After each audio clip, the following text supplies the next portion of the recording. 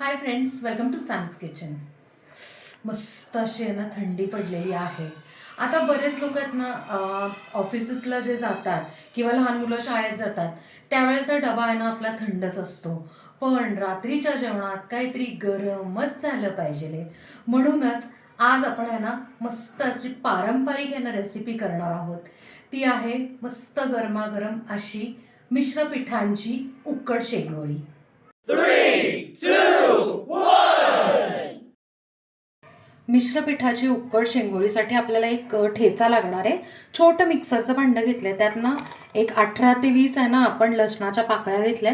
यातनं लसणाचा फ्लेवर खूप सुंदर लागतो.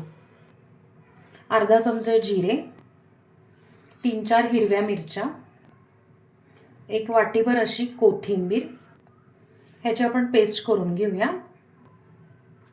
हिरवी पेस्ट आपण यांना तयार करून घेतलेली आहे.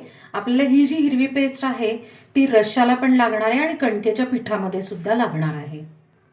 आपल्याला ना कुळथाचं पीठ भिजवायचं आहे. त्यासाठी एका बाउलमध्ये आपण यांना 1 वाटी इकडे गव्हाचं पीठ घेतलेलं आहे, म्हणजे कणिक घेतली आहे.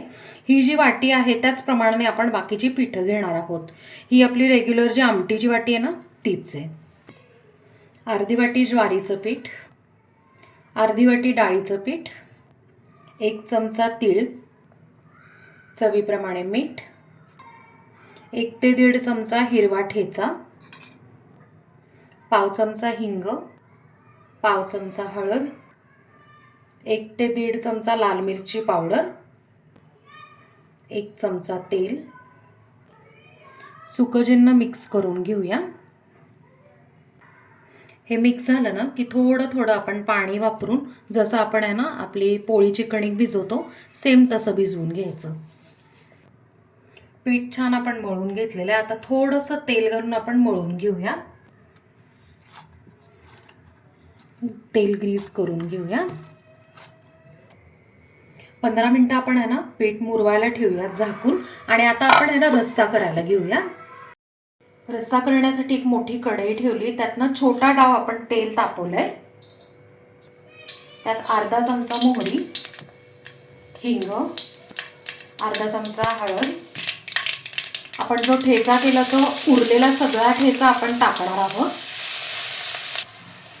1 ते 1.5 चमचा बेसन. आता बेसन कशासाठी माहिती का, की आपला जो रस्सा आहे तो थोडा मिळून येण्यासाठी. आता ही हिरवी पेस्ट आणि बेसन 1 मिनिट आपण परतून घेऊया. आता या पेस्टमध्येच आपण 1 ते 1.5 चमचा लाल मिरची पावडर, 2 चमचे गोडा मसाला, चवीप्रमाणे मीठ. आता मीठ आहे ना आपण ह्याच्यात जेवढं पाणी टाकणार आहे ना त्या अंदाजाने आपण ह्याच्यात मीठ टाकायचं. आता हे सगळं मिक्स करूया.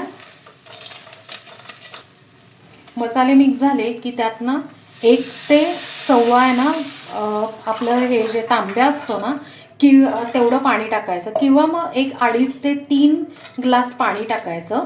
आणि हे मिश्रण किंवा हे पाणी आहे ना आपण लो फ्लेमवर छानपैकी उकळून घेऊया. आणि तेवढ्या वेळात आपण काय करायचं आहे तर शेंगोळ्या आपण करून घेऊया. 15 मिनिटं झालेली आहेत. आता आपण काय करूया, हे जे पीठ आहे ते परत आहे ना मळून घेऊया. म्हणजे काय होतं की सॉफ्ट होतं आणि आपण आहे ना शेंगोळ्या व्यवस्थित करू शकतो. एक पोळपाट घ्यायचं, त्याच्यावरनं थोडंसं असं तेल लावायचं. म्हणजे काय होतं की शेंगोळ्या करताना अजिबात खाली चिटकत नाही. एक छोटीशी अशी गोळी घ्यायची आणि छानपैकी आपण असं मळून घ्यायचं किंवा त्याची लाईन तयार करायची. अशी एवढी लाईन तयार झाली की मधून कट करायची.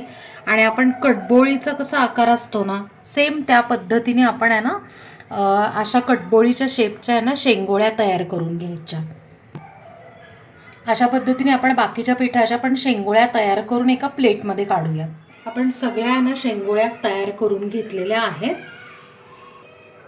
आता आपण आहे ना रश्श्यामध्ये आहे ना शेंगोळी सोडून घेऊया. आपण आहे ना शेंगोळ्या करेपर्यंत बघा आपल्या रश्श्याला सुद्धा इतकी मस्त उकळी आलेली आहे. आता इतक्या वेळ ना लो फ्लेम होती, आता मीडियम फ्लेम करायची. आणि हे जी उकळी दिसते ना त्यात आपण आहे ना एक एक शेंगोळी सोडून घ्यायची. ह्याचं कारण का माहिती आहे का, म्हणजे शेंगोळ्या ज्या आहेत ना त्या एकमेकांना अजिबात चिटकत नाहीत. आपण सगळ्या शेंगोळ्या आहेत ना ह्याच्यात सोडवून घेतलेल्या आहे. आता अजिबात आहे ना पहिली 2 ते 3 मिनटं हलवायला जायचं नाही, नाहीतर काय होतं माहिती आहे का, एक तर शेंगोळी आहे ना थोडीशी अशी ओलसर असते, ती चिटकू शकते. म्हणून आता आपण आहे ना 1-2 मिनटं फक्त उकळी काढून घेऊया. मस्त उकळी आलेली आहे, पण इकडे आहे ना शेंगोळ्या शिजल्या नाही आहेत. आता काय करायचं, लो फ्लेम करायचं आणि झाकण ठेवून एक 5 ते 6 मिनटं आपण आहे ना शेंगोळ्या शिजवून घेऊ. 5 ते 6 मिनटं झालेत, आपण चेक करूया. आपली शेंगोळी आहे ना छान शिजलेली आहे. हे कसं ओळखायचं माहिती आहे का, की पहिली गोष्ट म्हणजे शेंगोळ्या आहेत ना हलक्याहून वरती तरंगायला लागतात. आता दुसरी खूण म्हणजे काय, तर आपण काय करूयात माहिती आहे का, की एक शेंगोळी ह्याच्यात घ्यायची आणि चमच्याने जस्ट आपण कट करून बघायची. येस, इतके छान इझिली कट होतीये. आपले शेंगोळे आहेत ना तयार आहेत. आता ह्याच्यावर आपण थोडीशी बारीक चिरलेली कोथिंबीर घालूया आणि मिक्स करून गॅस बंद करून आपण आहे ना गरमागरम सर्व करूयात. फ्रेंड्स, मस्त अशी गरमागरम महाराष्ट्रीयन पारंपरिक पद्धतीची मिश्र डाळीची उकड शेंगोळी तयार आहे आणि आपण ती इथे सर्व केली.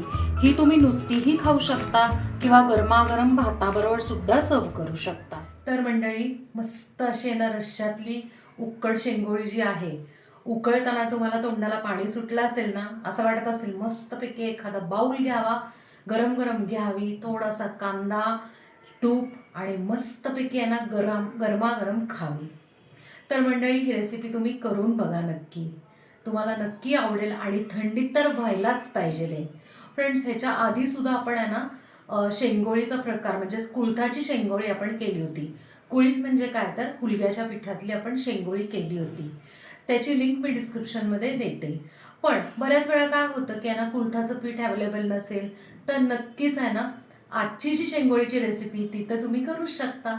करून मला कमेंटमध्ये सांगा. आपल्या चॅनलला सबस्क्राईब करा, लाईक करा, शेअर करा आणि कमेंट करा.